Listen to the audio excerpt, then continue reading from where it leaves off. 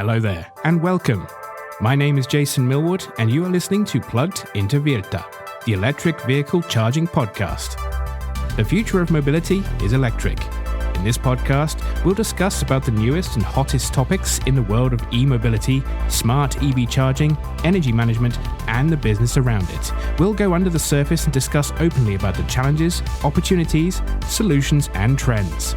We'll give you honest, fact-based information and tell you what it means in practice in plain English. So, if you want to hear insights from top experts, learn more about the world of EV charging and the future outlook, or just want to listen to some inspiring stories from around the world of EV charging, this podcast is for you. So, in this episode, we're going to talk about real estate and how to future-proof real estate business. My guests today are Ilkka Koisti and Martti Savenius. The property sector has a unique chance to help build a fossil-free future by capitalizing on the EV charging business, a smart grid, smart buildings, and smart charging.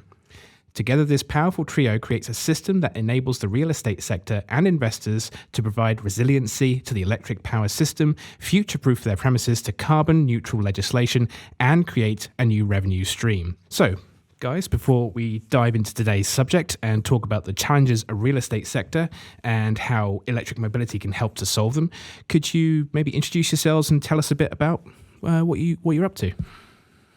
Thank you, Jason. Yes, my name is Ilkka Koisti. I'm coming from Into Virta, working with the business development, and definitely real estate and their sustainability and carbon neutrality requirements are close to my heart. And part of our company solution is actually for that exact business in real estate, make them more carbon neutral and sustainable. Martti.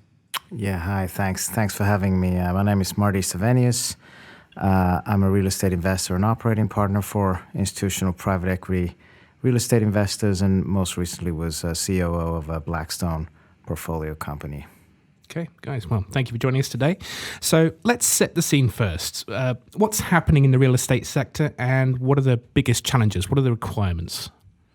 Well, I think today in what real estate is going through I think the biggest theme is definitely the COVID and how COVID is impacting real estate, particularly real estate income. I think office space requires lots of modification. How do people work? There's been a lot of work from home, and that's going to be modified, and it's yet unknown to what extent will it be modified. Retail is undergoing massive disruption. People don't necessarily want to go to the shopping centers. We saw very dramatic shutdowns of shopping centers in North America last year. Westfield and Simon closed their malls, which is, I think, pretty dramatic. We're seeing logistics coming up a lot in supporting online retail. So there's a big disruption going on. And I think going forward, the key thing is that how do you get people to the real estate and how do you get them to use the real estate? But I think EV has interesting perspectives to that. This electrification of traffic is cars, when they're parked, need to be charged. Mm-hmm. So I think that's a new requirement which will be essential for protecting the income, whether that's offices or creating traffic for retail assets. Okay. Yeah, based on my latest discussions with the real estate investors and developers as well, they seem to have a big hurry to increase some other type of investments, for example, logistics centers, and of course, real estates as where people are living. And of course, as Martti mentioned, the shopping malls, they have some challenges time at the moment. But as we see, there's also a lot of renovations and converting the buildings to some other purposes. And then it's a perfect time as well to invest for this traffic electrification and local energy storages and local energy production, because that, of course, increases the value of the building, but also lowers the emissions, so towards carbon neutrality, which is definitely a hot topic in the society at the moment. Okay. And how about the e-mobility sector? What's the future outlook there for in general? Well, as we see every day in the news and papers and online tabloids, there's a lot of discussion about the emissions in overall. And of course, new car models are coming. They are fancy and they are looking nice. And even more, they're getting cheaper as well. So there's also for lower budget models available that increases request and demand for the car that can actually reach those electric charging stations and can utilize the local energy production and storages as well. So definitely the ice hockey curve is there happening right now. Okay. Ilkka, you said that the property sector has a unique chance to help build a fossil-free future by capitalizing on the EV charging business. So what does that mean? What does e-mobility have to do with real estate, and how the electrification of mobility will affect the real estate industry within the next 3 to 5 years? Yes. What I have again learned from the discussion with the real estate developers and investors, that they have been using a lot of budget and euros and US dollars towards the sustainability and carbon neutrality, and they have been exactly spending that money. Now, with our solutions and related to the local energy production and also consumption, we can actually turn that spend also revenue streams.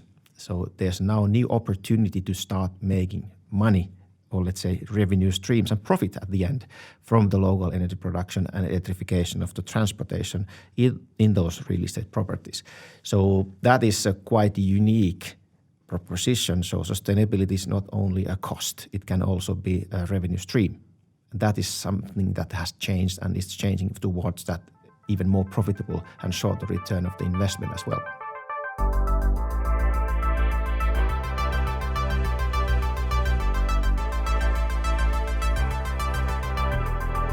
Can you tell me a bit about smart EV charging and smart energy management? Could you just explain a bit more what that actually means for the layman? Sure. Basically, as it's today, if you install one EV charging station into your property, it's not a challenge because there's enough power available from the building to charge that car. But when you're increasing that one to 10 to 15, 20, 50, or even hundreds of charging stations at the same location, same property, there's not enough power. So that's why we have built a solution that enables you to control the load of those charging stations. You can prioritize the charging. You can control the energy levels of those chargers. And if you have already a photovoltaics available, windmills available, you can utilize that local energy towards those electric cars as well. On top of that, now it's getting technology is basically ready already, and we are doing that every day. You can have a bi-directional charging.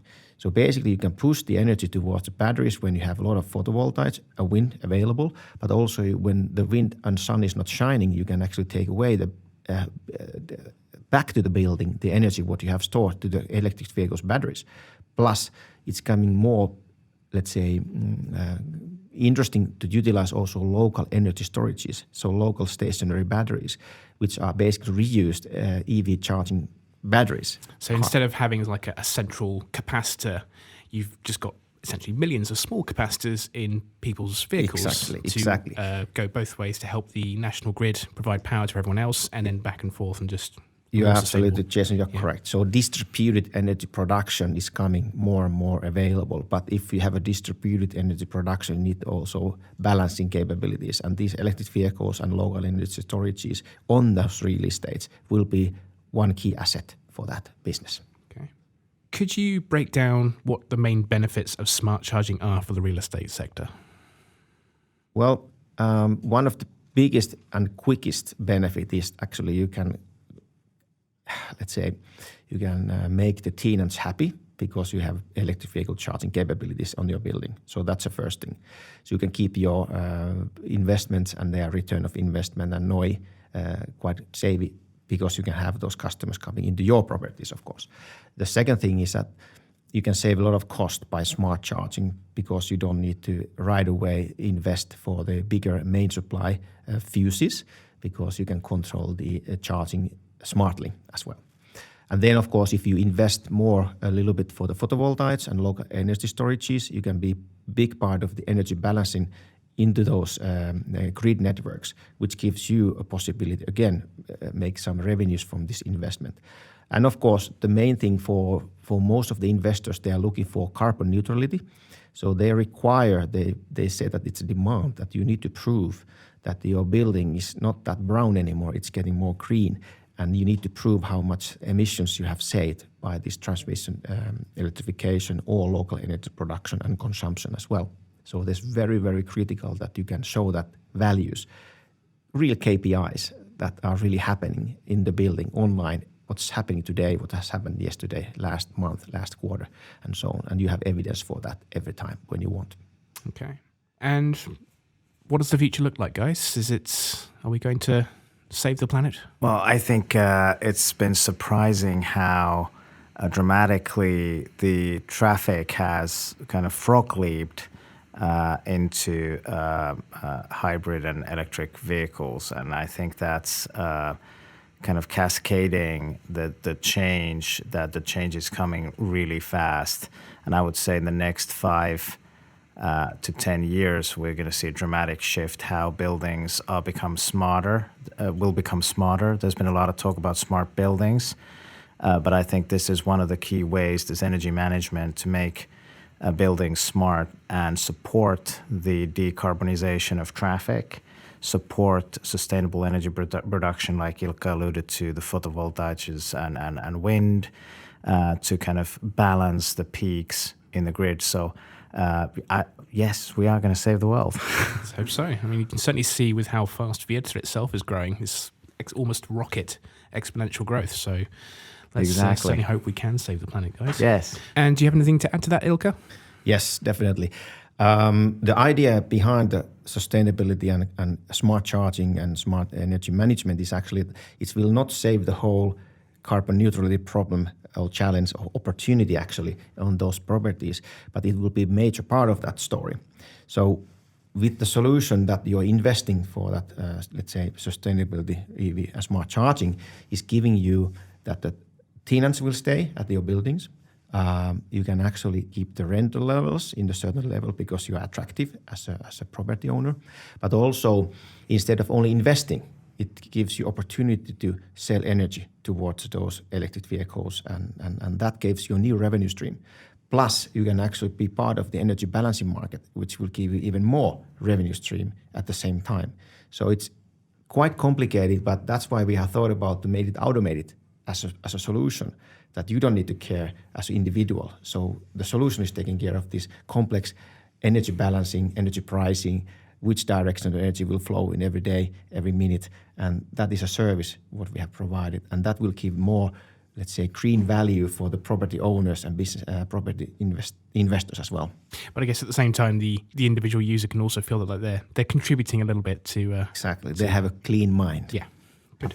And maybe add to that as Jason, you mentioned, that rather than having a centralized system, the electrical vehicles are kind of decentralized, and all these buildings are decentralized, and you need to manage it. And that's where Virta is really cutting edge, that they're able to manage the granularity of these various electricity streams both ways, and also across different markets with a integrated software platform. So managing all this is also at the heart of it, and I think Virta's doing a great job at it. Thank you, Mart. Okay, thank you guys. Thank you, Jason. And that's it for this episode of Plugged Into Virta, the electric vehicle charging podcast. Thank you for listening. If you liked this podcast, don't forget to follow and subscribe, and please share it to your colleagues and friends. We appreciate all your feedback, reviews, and ratings too. You can connect with us on LinkedIn at Virta Limited. And if you're looking for more information about EV charging, e-mobility, and energy management, visit us at virta.global. Until next time, thank you for joining us. Let's take charge of the future together.